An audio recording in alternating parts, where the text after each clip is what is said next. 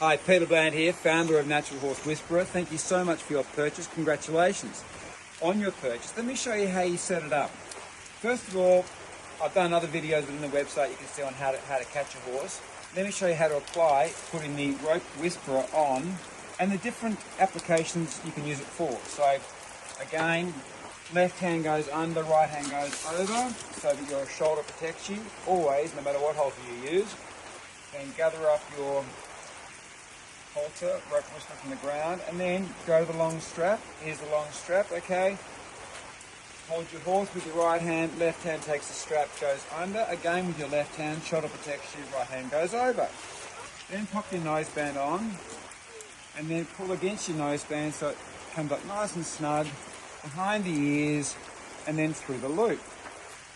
And then you do the famous knot, which is the knot, what they call a rope halter knot. More details on the website about that. So that's that.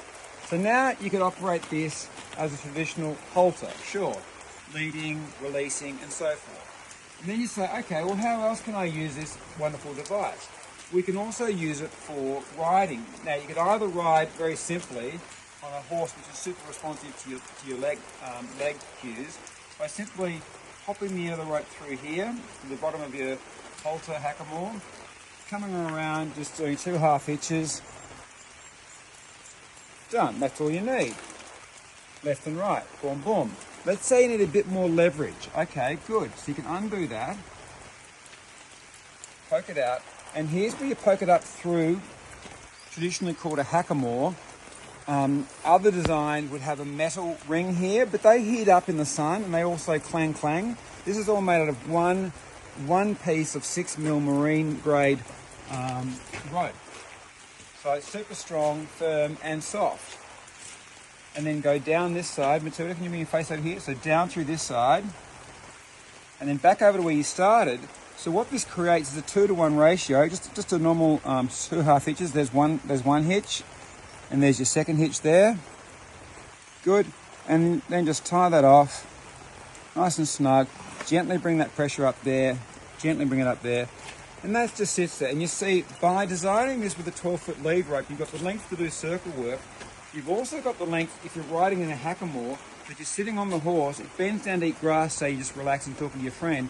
You've got enough length of rope here that you can still hold the end of the rope whilst your horse is grazing. And of course, the horse can graze because it has not got a bit in its mouth. Okay, so that's another application of the wonderful rope whisperer. So let me take that off now. And so, well, actually, I want to do some groundwork with my horse, and I want to get a little bit more pressure because either your child's doing it or you are, very soft with your hands. I get it. We do want to be super, super soft-handed, and you do need to get the message across the horse saying, hey, that's, not good behaviour or that is good behaviour. Now, traditionally, you'll pull the rope, yes, forward to say, come back over here or lift your head up or whatever you're doing. And these 2 knots here on the bridge of the nose will pinch and the horse will go, oh, okay, I've got to lift my head up or go left or right or yield.